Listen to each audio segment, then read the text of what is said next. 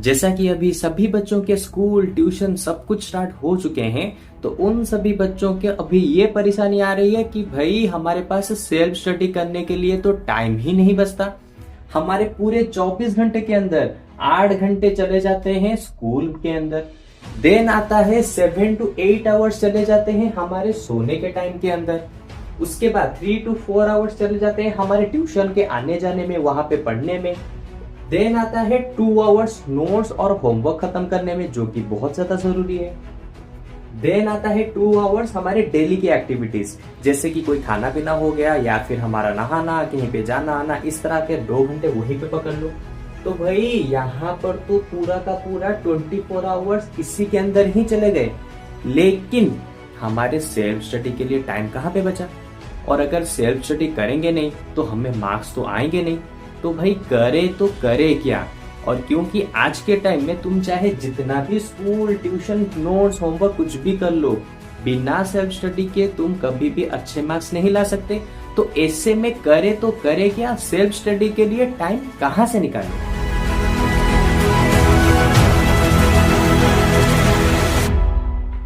So hello students, मैं हूं आप सभी का प्यारा राकेश भैया और आप लोग देख रहे हैं लिमिट्स एजुकेशन चैनल। तो सबसे पहले आज के क्लास में हम लोग ये बात करेंगे कि सेल्फ स्टडी के लिए हमारे पास टाइम बचता ही नहीं है, तो सेल्फ स्टडी करें तो करें कैसे। और ये वाली चीज मैं हाल ही में बहुत सारे स्टूडेंट के साथ बात कर चुका हूं और उन सभी स्टूडेंट का यही बस प्रॉब्लम है कि हमारे पास सेल्फ स्टडी के लिए टाइम बचता ही नहीं है।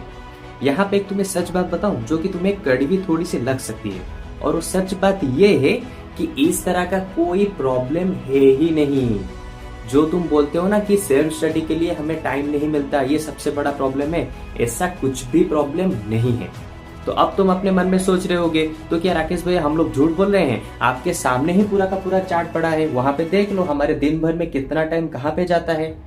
तो एक चीज यहाँ पे समझ लो, इस तरह का प्रॉब्लम एग्जिस्ट ही नहीं करता कि तुम्हें दिन भर में यहाँ पे तुम्हें टाइम ही नहीं मिलेगा सेल्फ स्टडी करने के लिए।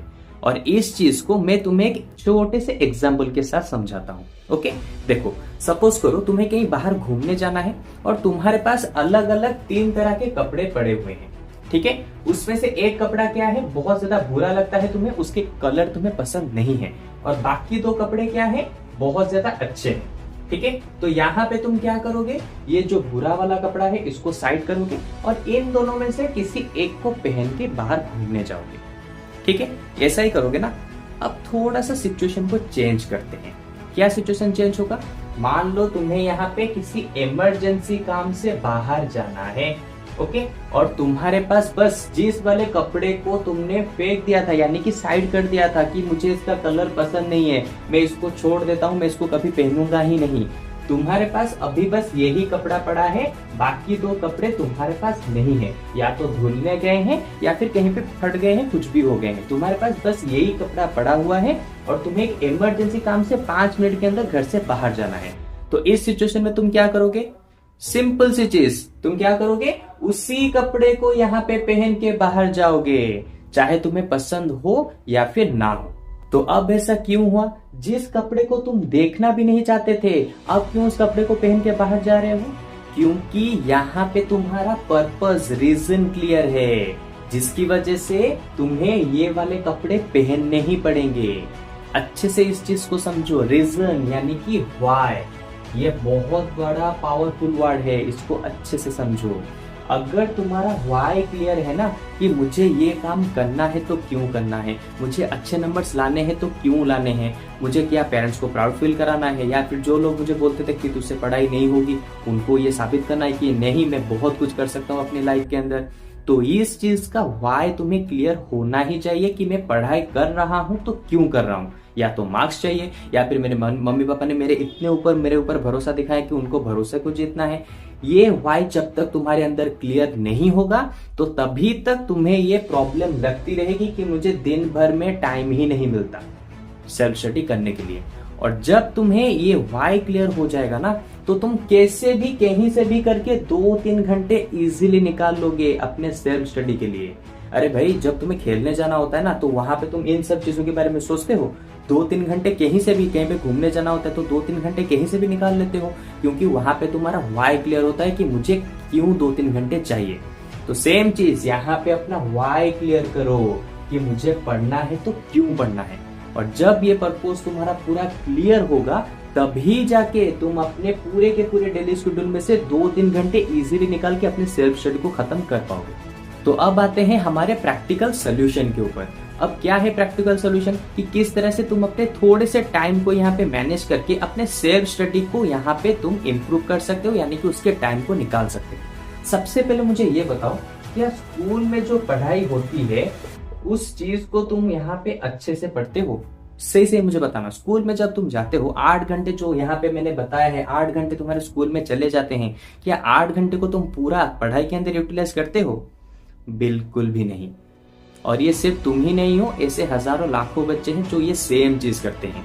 उनका स्कूल का टाइम, उनको लगता है कि हाँ स्कूल जाते हैं तो पढ़ाई के अंदर पूरा का पूरा 8 घंटा चला गया। नहीं, उनके स्कूल के अंदर पूरा का पूरा टाइम पढ़ाई के अंदर नहीं जाता। जस्ट एक एग्जाम्पल बताता हूं जिससे तुम्हें ये अच्छे से पता चल जाएगा। मान लो तुम्हें ट्यूशन के अंदर एक चैप्टर को अच्छे से पढ़ाया गया, ठीक है, एक चैप्टर को पढ़ाया जा चुका है जो कि अभी स्कूल में पढ़ाया नहीं गया है लेकिन ट्यूशन में खत्म हो चुका है। ओके, तो जब उसी चैप्टर को स्कूल में पढ़ाएंगे तो वहां पे तुम क्या करोगे, तुम बैठ के इधर उधर किसी दोस्त के साथ बात करोगे, टाइम पास करोगे। क्यों? क्योंकि मेरा ट्यूशन में पढ़ाया जा चुका है। तो यही चीज यहाँ पे तुम गलती करते हो। अगर ट्यूशन में उस चैप्टर को पढ़ाया जा चुका है तो स्कूल में क्या करो, जो टीचर पढ़ाते हैं उसको वहां से अच्छे से सुनो, जिसकी वजह से तुम्हारा वो वाला चैप्टर वहीं पे स्कूल में ही रिवीजन हो जाएगा। तुम्हें रिटर्न घर आके रिवीजन करने की जरूरत नहीं पड़ेगी। और एक ही चैप्टर को दो जगह पे बार बार समझने से तुम्हारे वो लॉन्ग टर्म मेमोरी के अंदर बहुत ही अच्छे से स्टोर हो जाता है, जिसकी वजह से एग्जाम के दौरान भी तुम्हें इजीली उस चैप्टर में से कोई भी क्वेश्चन वगैरह इजीली तुम उसके आंसर दे पाओगे। तो ये था तुम्हारे ट्यूशन और स्कूल दोनों को कैसे मिक्सअप करके उनके टाइम की मदद से अपने थोड़े से रिवीजन वगैरह तुम स्कूल में ही खत्म कर पाओगे। इस तरह से थोड़ा थोड़ा सा दिमाग लगाते लगाते तुम अपने बहुत सारे टाइम को यहाँ पे बचा सकते हो। और इसके साथ मैं थोड़ा सा एड ऑन ये भी कर देता हूँ कि तुम सेल्फ स्टडी करने के साथ साथ अपने गेम्स वगैरह डेली जो खेलने जाते हो बाहर या फिर कुछ भी करते हो उसके लिए भी टाइम लगा पाओगे। लेकिन तुम्हें बस डिपेंड करता है तुम्हारे ब्रेन के ऊपर कि किस तरह से मैं अपने थोड़े थोड़े टाइम को कहाँ से बचा सकूं और उस टाइम को किस तरह से मैं यूटिलाइज कर सकूं। ये डिपेंड करता है तुम्हारे ऊपर। और उसी चीज का एक और एग्जांपल देता हूं जो कि हमारा क्या है, होमवर्क। ओके, ये है सेकंड वाला एग्जांपल।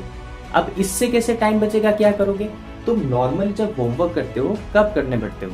ज्यादातर बच्चे क्या करते हैं, इवनिंग के टाइम में होमवर्क करने बैठते हैं। 6 बजे बैठे, उठेंगे 8 बजे 8:30 बजे की नहीं मैं स्कूल का होमवर्क कर रहा था, ट्यूशन का होमवर्क कर रहा था।